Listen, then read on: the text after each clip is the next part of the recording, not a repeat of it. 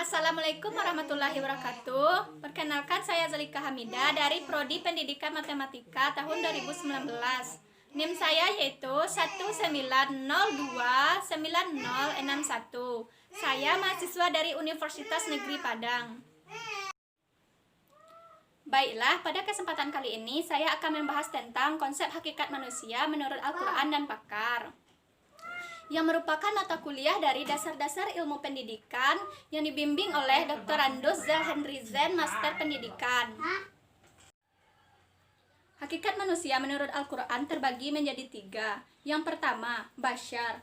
Bashar dalam Al-Quran disebutkan sebanyak 27 kali, yang berarti makhluk biologis. Antara lain terdapat dalam surah Ali Imran surah ketiga ayat 7, yang artinya, sebagaimana Maryam berkata kepada Allah, Tuhanku, bagaimana mungkin aku mempunyai anak, padahal aku tidak disentuh Bashar. Kata Bashar selalu dihubungkan dengan sifat-sifat biologis manusia seperti makan, minum, jalan-jalan, seks, dan lainnya. Yang kedua yaitu tentang Al-Insan. Al-Insan dalam Al-Quran disebutkan sebanyak 63 kali, yang berbicara tentang manusia secara utuh sebagai manusia.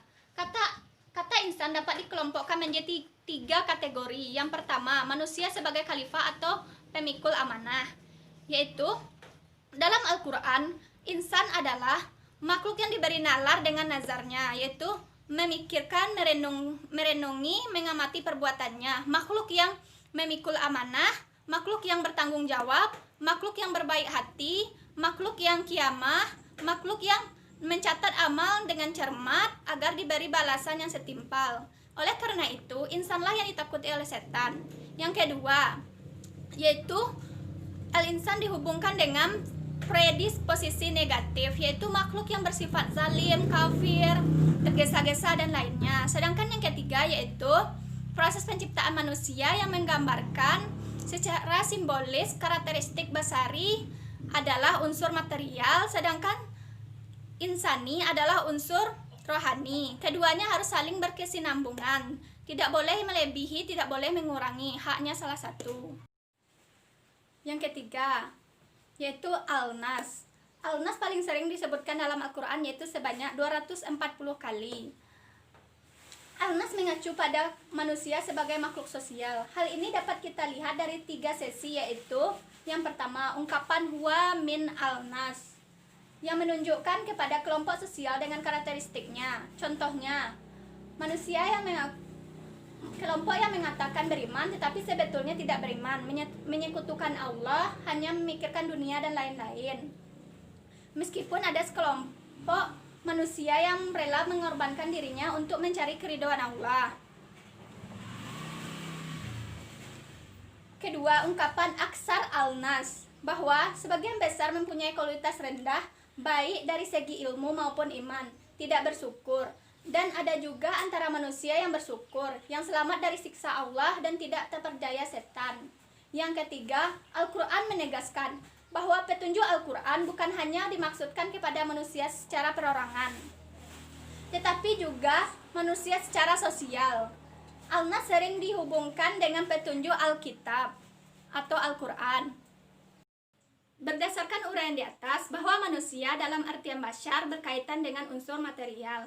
Ia sepadan dengan matahari, hewan, dan tumbuhan.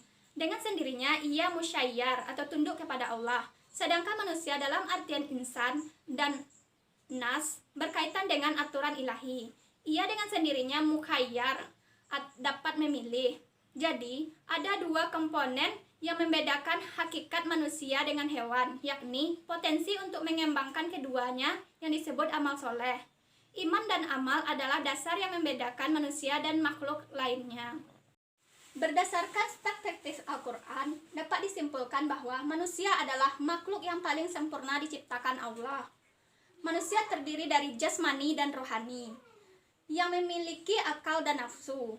Manusia diciptakan sebagai khalifah dan mengabdi kepada Allah. Hakikat manusia menurut pakar.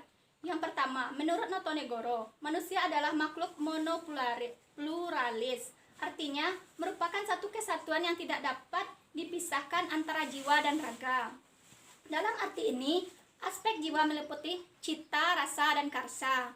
Manusia mempunyai keinginan, harapan, cita-cita, dan perasaan yang berbeda. Keinginan dan harapan serta cita-cita tidak lepas dari manusia mempunyai jiwa yang optimis, jiwa yang selalu berpandang positif akan masa depannya.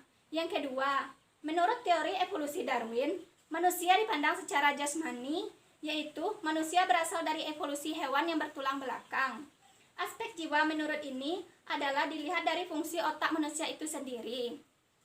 Terus teori evolusi Darwin sendiri sudah tidak banyak yang mempergunakannya.